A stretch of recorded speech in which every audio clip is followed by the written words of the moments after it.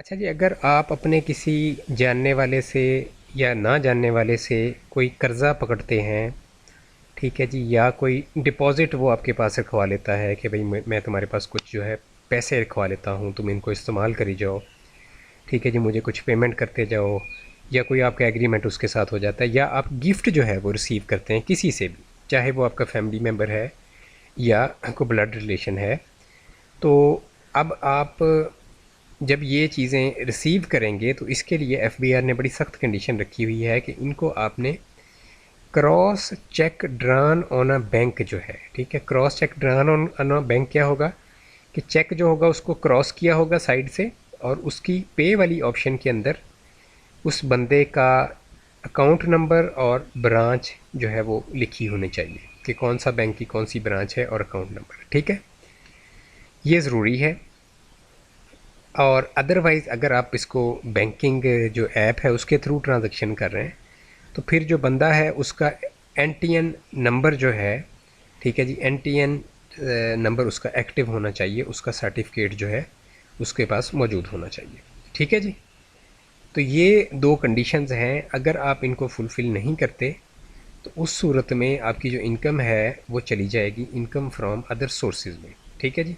ये as a income आपके treat किया जाएगा इसको। ये बेसिकली आपकी इनकम तो नहीं है, अगर आप किसी से लोन या एडवांस ले रहे हैं तो है तो ये आपकी लाइबिलिटी, बट ये आपकी चले जाएगी income chargeable to tax under the head income from other sources. मैं आपको दिखाता हूँ ये कहाँ पे जाएगी।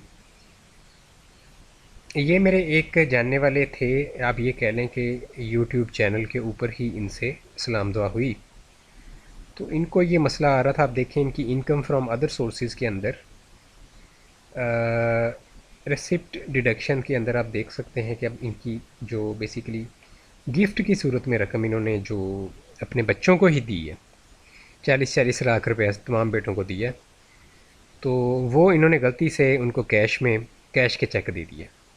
तो अब ये हो रहा है कि उनके बच्चे सारे फाइलर हैं, तो अब जब ये एंट्री कर रहे हैं तो इनको ये मसला आ रहा था कि ये देखें लोन एडवांस डिपॉजिट और गिफ्ट रिसीव्ड इन कैश जो है ये एज अ इनकम एफबीआर ने इसको ट्रीट कर लिया। 5016 इसका कोड है जिसमें इसकी एंट्री हुई है, 40 लाख रुपये यहाँ पे एंटर किया, ठीक है। इसके अलावा अभी इनकी कोई और इनकम हमने ऐड नहीं की ताकि इस वीडियो को मैं जो है आपको सही तरह समझा सकूँ।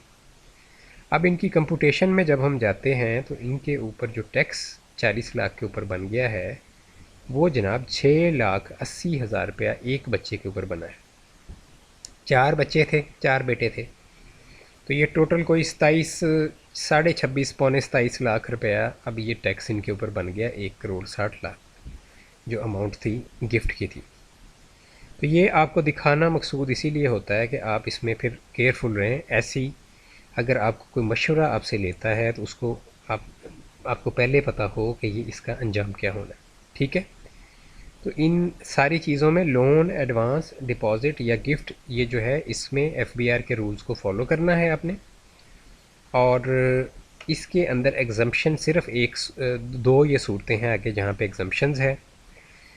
पहली एग्जाम्पशन ये है कि आपने लोन एडवांस या डिपॉजिट, यहाँ पे गिफ्ट निकाल दिया उन्होंने, ठीक है, लोन एडवांस या डिपॉजिट हमने रिसीव किया है फ्रॉम आ बैंकिंग कंपनी और an institution notified under companies ordinance 1984 by the federal government in official gazette as financial institution, ठीक है। तो आप अगर किसी बैंकिंग कंपनी से अगर लोन एडवांस या डिपॉजिट ले रहे हैं या किसी फाइनेंशियल इंस्टीट्यूशन से जो कि जो हमारे कंपनीज ऑर्डिनेंस है उसके मुताबिक फेडरल गवर्नमेंट की जानिब से फाइनेंशियल इंस्टीट्यूशन के तौर पे रजिस्टर्ड हो, तो इन दो इदारों से अगर आप लोन एडवांस और डिपॉजिट इनमें से कोई भी चीज़ ले रहे हैं तो आपको ये कंडीशन लागू नहीं है।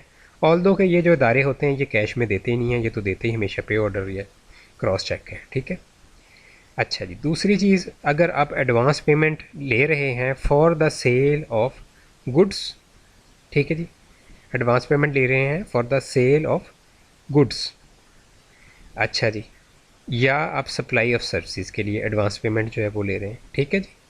तो ये दो पेमेंट्स जो हैं सेल ऑफ गुड्स के लिए कोई एडवांस पेमेंट आपने मसूल की है, या सप्लाई ऑफ सर्विसेज के लिए क्योंकि आपने कोई सर्विसेज वगैरह सप्लाई करते हैं, क्लीनिंग वगैरह की, सोफ़ा क्लीनिंग वगैरह की, तो कुछ एडवांस पैसे आपने दिए। ठीक है। और सेल ऑफ गुड्स क्या होता है? गुड्स होती हैं कि जो कोई मैन्युफैक्चरिंग अगर है तो वो बना रहा है, या कोई वैल्यू एडिशन वाला है तो वो उसमें कुछ वैल्यू ऐड कर रहा है। यानी किसी भी इंडस्ट्री की जो प्रोडक्ट है उसको गुड कह सकते हैं आप, जो एंड प्रोडक्ट है। लेकिन एक ये आम बंदे की ज़िंदगी में कोई चीज़ गुड नहीं कहलाएगी, ठीक है। आप ये नहीं कह सकते कि मैंने अपने जो है एक प्लॉट बेचना था तो उसकी मैंने एडवांस पेमेंट रिसीव की है, या आप मैंने कार बेचनी थी तो उसकी एडवांस पेमेंट मैंने कैश में रिसीव की है, ठीक है।